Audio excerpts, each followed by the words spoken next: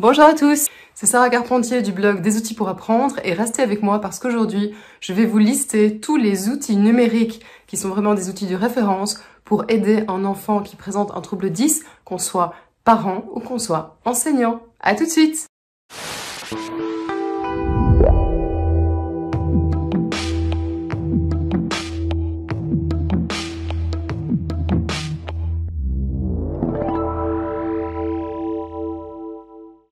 Il existe sur le marché un bon nombre d'outils numériques qui peuvent venir à l'aide des enfants qui présentent un trouble de l'apprentissage. Que ce soit la prise de notes, que ce soit la modification des notes, que ce soit des exercices de mathématiques, des exercices de géométrie ou encore le classement des notes, il est clair que tout ce qui peut aider un enfant qui présente un trouble 10 à s'améliorer, à améliorer sa pratique est bénéfique. S'il ne s'agit pas là d'éviter le problème, il s'agit plutôt de le contourner pour, encore une fois, améliorer l'estime de soi chez ces enfants qui est mise à mal.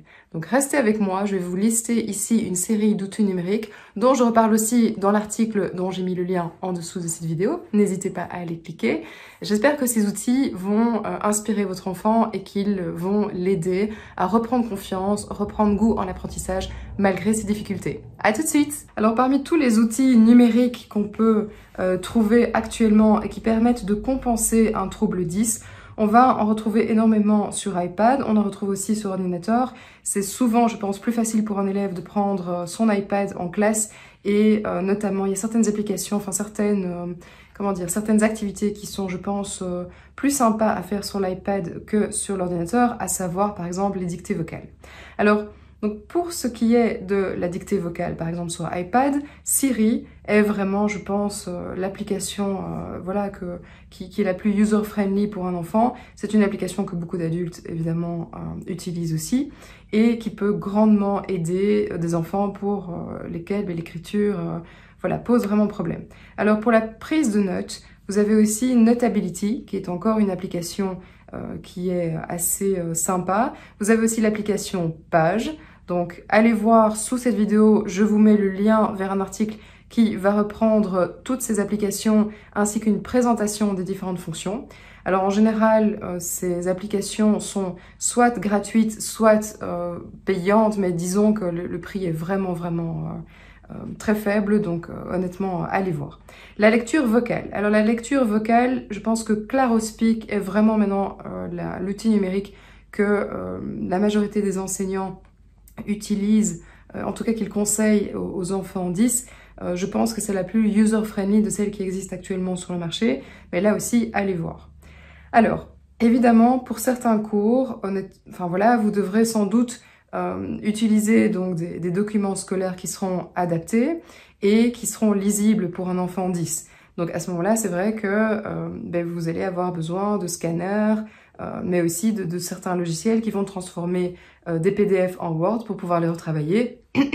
Ou simplement, vous devrez aussi retravailler un texte qui est à la base illisible, notamment pour un dyslexique, en texte adapté, donc notamment avec une taille de police adaptée, avec une interligne adaptée, etc.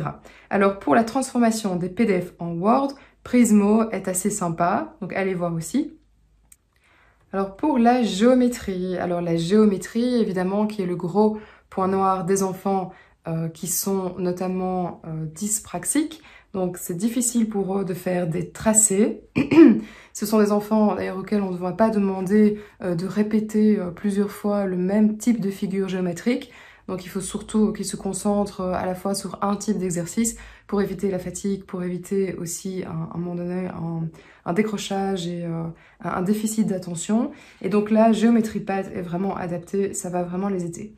Et finalement, pour l'orthographe, allez voir donc le logiciel Antidote, très sympa pour mettre en avant les différentes spécificités, particularités.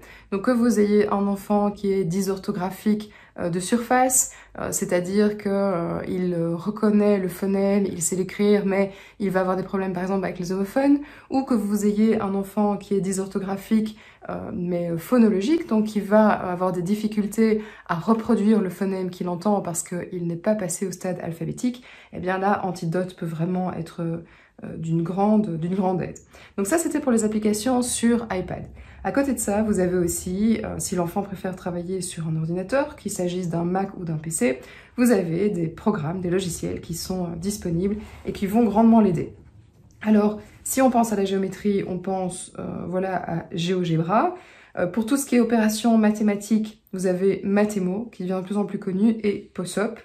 Tout ce qui est orthographe, eh bien, Sprint, Dicom, Woody. Donc allez voir. Je ne peux pas tous les détailler dans cette vidéo parce que sinon la vidéo serait beaucoup trop longue. Mais allez voir sous cette vidéo l'article qui est mentionné et vous allez trouver à chaque fois un tutoriel d'utilisation qui va vous permettre de tout trouver, enfin de trouver toute l'information dont vous avez besoin au même endroit. Alors pour ce qui est prise de notes, alors dis-moi Zazou, vous avez le Kurzweil, vous avez Medialexi, Sprint chez les enfants du primaire aussi, là vous en avez pas mal. Alors vous avez la dictée vocale, donc à nouveau là vous pouvez retrouver Medialexi, vous pouvez trouver aussi Dragon Naturally Speaking. Voilà, alors pour une application gratuite, vous avez l'application Simon aussi qui est sympa. Donc à chaque fois, elles ont différentes petites fonctions, c'est assez sympa. Donc choisissez celle qui convient le mieux à votre enfant. Alors pour la lecture vocale, donc là on retrouve Medialexi, on retrouve aussi Sprint chez les enfants du primaire, mais pas seulement, on retrouve Kurzweil, Balabolka, je vais le prononcer correctement, ah, évidemment ça c'est un challenge en soi, le D-Speech et l'OpenOffice Vox.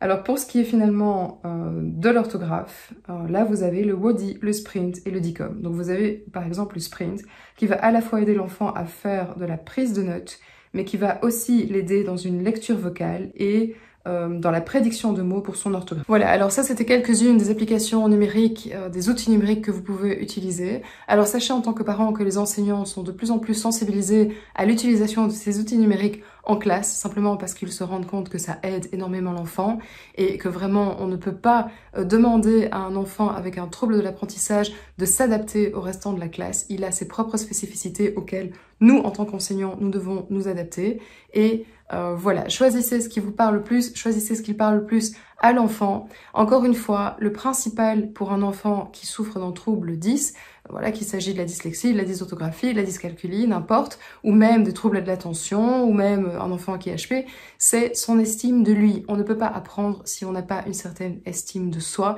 Et malheureusement, chez un enfant qui présente un trouble, l'estime de soi est vraiment mise à mal.